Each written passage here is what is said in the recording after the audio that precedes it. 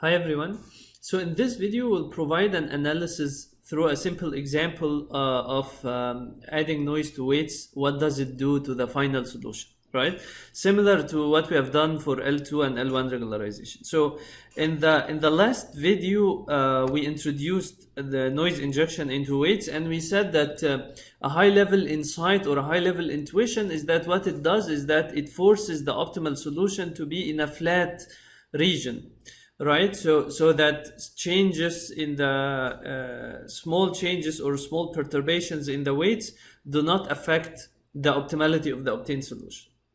So let's think of a regression example, right? So I'm trying to learn a function of the input. So x is the input, right? So I have an input vector that's x, and then y hat is the prediction, and y is the true value given from the training example. Right, and let's say I have the mean square error. So this is the MSE, right?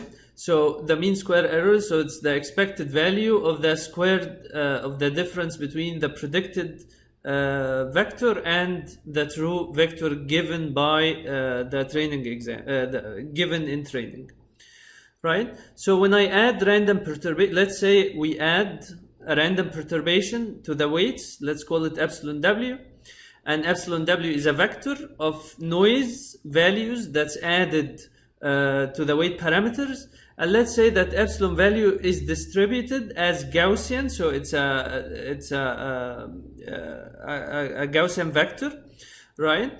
It's a multi-dimensional Gaussian, and it has zero mean, and the covariance is given by eta times the identity matrix. The identity matrix is diagonal, so that means that the noises for the different weight parameters are independent from each other, and each of them will have variance equal to 8, right? So eta is the variance of noise added to every individual weight parameter.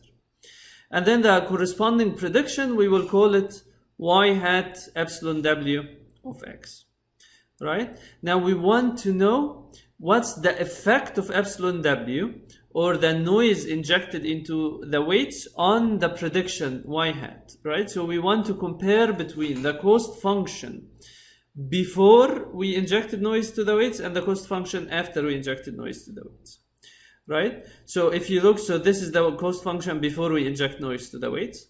After we inject noise to the weights, the cost function becomes this. Instead of y hat, I have y hat epsilon w.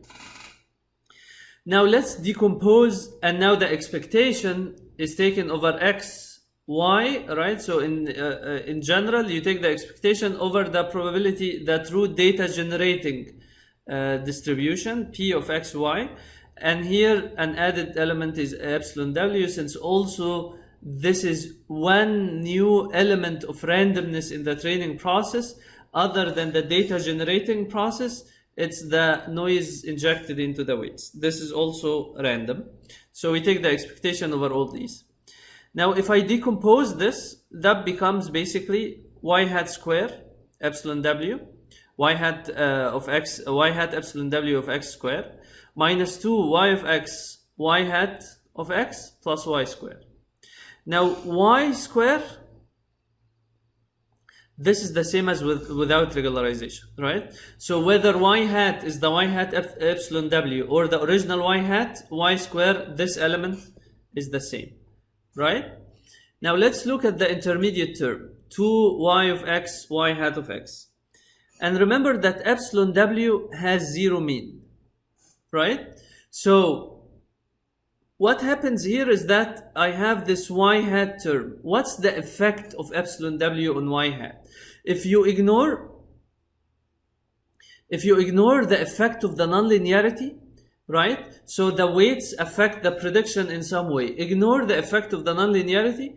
Then if the weight perturbation has zero mean, then the expected value of the perturbation that happens to the prediction will also be zero.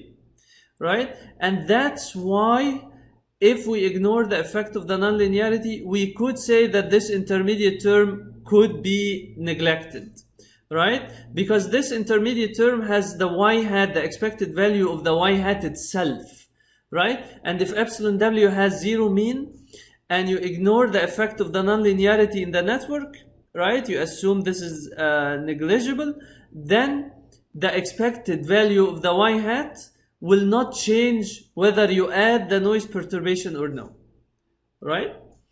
And what you will end up with is a change in that term, the expected value of y hat square, right?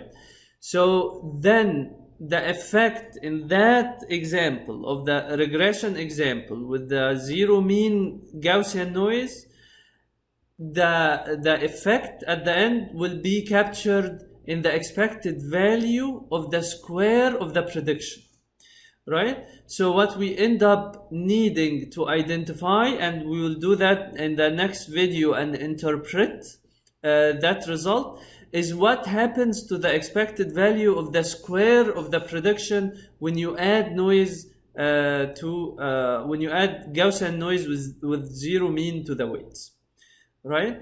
Now remember all the assumptions we had. This is mean square error, this is a regression example, this is noise with zero Gaussian noise with zero mean, and we assume that we ignore the effect of nonlinearity. Under all these assumptions, which are reasonable assumptions, then next time we will interpret the effect of injecting noise to weights on the cost function, and hence on the optimal solution that we obtain. Thank you.